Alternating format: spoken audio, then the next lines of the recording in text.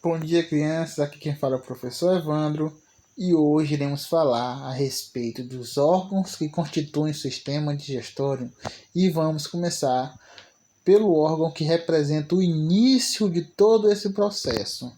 Como vocês podem esperar, é esse órgão mesmo, a boca, tá certo? Pois é na boca que realizamos três processos que pertencem à digestão. Quais são eles? Mastigação, a insalivação e a deglutição. São três processos ou seja, três etapas que constituem o processo geral da digestão. Primeiramente, a mastigação. O que é envolvido nesse processo? Pessoal, aí se envolve a função dos dentes, que é triturar. E é na mastigação em que o alimento é triturado e quebrado em partes menores para facilitar a digestão posterior. Sendo que a mastigação, por envolver movimento, é algo mais físico, né? Portanto, considerado digestão mecânica. Já na insalivação, que é quando a saliva se mistura ao alimento para formar um bolo alimentar, que é aquela meleca daquele alimento que fica transformado. Então, nesse processo de insalivação, a mistura da saliva com o alimento. E na saliva, pessoal, como vocês podem já ter visto, na saliva existem enzimas que fazem a quebra de nutrientes presentes no alimento, tá certo? E, portanto, se é uma transformação química que acontece, é considerado digestão química. Já no outro processo, que é chamado de deglutição, é o processo no qual o alimento, ou no qual a língua ajuda na formação do bolo alimentar e possui enzimas. Não era isso para estar aí, tá certo? Na deglutição. O que era para estar aí é que na deglutição o alimento ele é empurrado pela língua para a parte de baixo, como vocês podem observar ali, ó, na imagem. Ele é empurrado para baixo, ou seja, para a continuidade do processo com a língua. A língua empurra o alimento pela faringe, depois pelo esôfago, até ele chegar no estômago. E, portanto, é um processo de digestão mecânica. Continuando, vamos falar mais um pouquinho a respeito dos dentes. O que são os dentes, professor? São estruturas calcificadas, ou seja, formadas por cálcio. E o que acontece? Esses dentes ficam presos a ossos do crânio. Quais são o nome desses ossos? Mandíbula e maxilar. Sendo que maxilar é a parte de cima aqui, ó, da boca. Ou seja, ela não se mexe, não se move.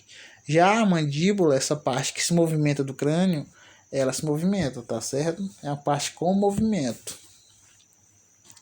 E como é formado o dente, professor?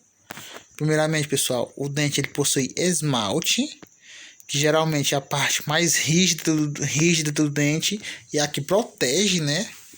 Depois vem a dentina.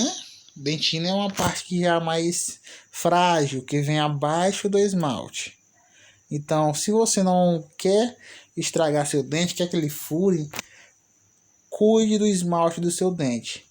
Não faça tratamentos com carvão, com outras coisas que prejudiquem ele, que deixem ele sensível, esse esmalte bem fino e sensível. E também evitem passar a escova com muita força, tá certo? Pois acaba estragando o esmalte do dente. Outra coisa, a polpa. A polpa, pessoal, é aquela parte interna do dente. Então é onde fica localizado a maioria dos vasos sanguíneos e nervos. Então, se você sente dor, é por causa dos nervos presentes na polpa. E aí nós podemos observar que tem a gengiva, o osso, o canal da raiz, que é por onde o sangue ele leva os nutrientes necessários. O sangue, porque lembre-se, é o sangue que carrega os nutrientes para o corpo. Então, o sangue ele vai deixa nutriente aí no dente e retorna com outras substâncias e assim continua o processo. A faringe.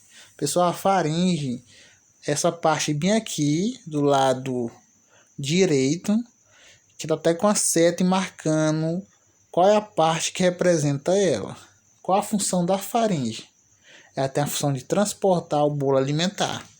E outra coisa interessante é que ela pertence a dois sistemas, tanto ao sistema digestório como ao sistema respiratório. Então ela pertence aos dois, tá certo? E qual é a ligação que ela faz, professor? Qual é a função? Como ela transporta o bolo alimentar? Transporta de um lugar para o outro. Da onde? Da boca para o esôfago, tá certo? E uma coisa interessante, pessoal, tem a epiglote, ó.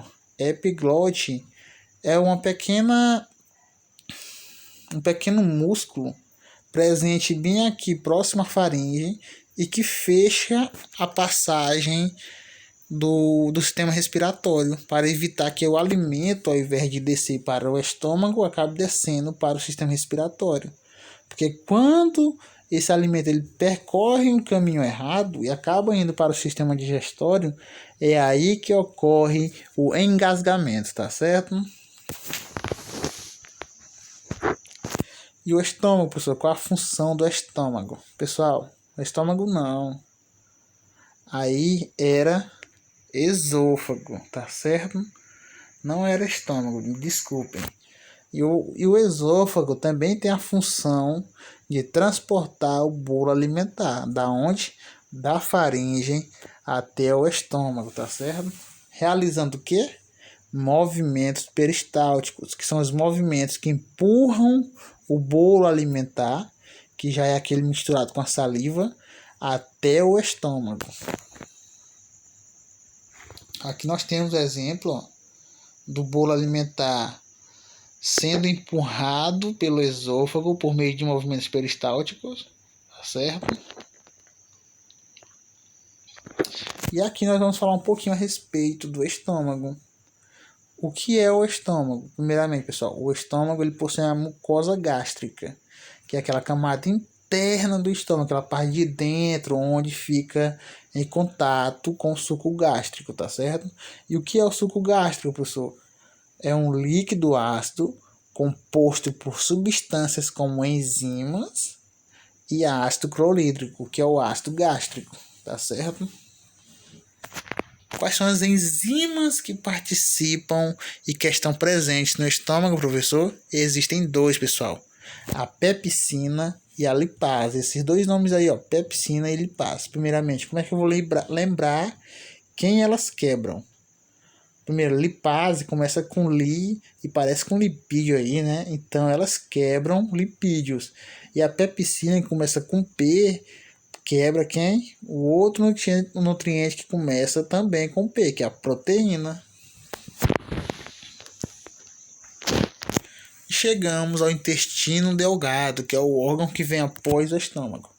O que acontece no intestino delgado? Ó, pessoal, o intestino delgado é um órgão bem extenso, tá certo? Podendo chegar até 6 metros de comprimento quando é esticado e a 4 centímetros de espessura.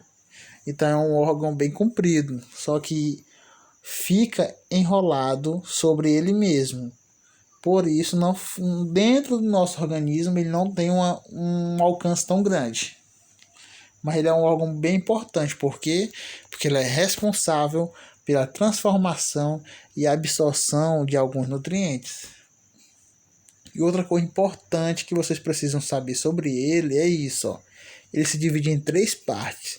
Duodeno, que é o início do intestino delgado, aquela que se liga ao estômago. Ali é o duodeno, a parte que se liga ao estômago. Tem o jejuno, que é a parte centralizada do intestino delgado. E nós temos o íleo, que já é o final do intestino delgado, que é a parte que se liga ao intestino grosso.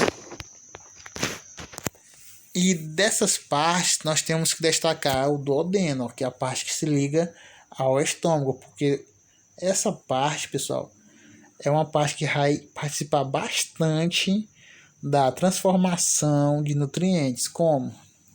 Por meio de 3 sucos. O suco entérico, que é uma substância produzida pelo próprio intestino delgado aí, pelo duodeno, ou seja, que ela possui também enzimas. Nós temos o suco pancreático, que vem do órgão anexo do pâncreas. Então, esse suco pancreático ele possui também enzimas.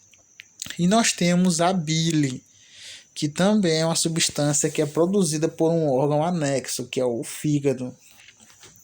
E possui sais biliares que dissolvem as gorduras, tá certo? E para encerrar, nós temos o intestino grosso, que é o órgão responsável por realizar a absorção da água. Então, a maioria da água retirada dos alimentos é feita no intestino grosso, que também é responsável por produzir o quê? O adubo natural, as fezes, tá certo? Então, por hoje é só e vamos lá para a nossa discussão. Tchau!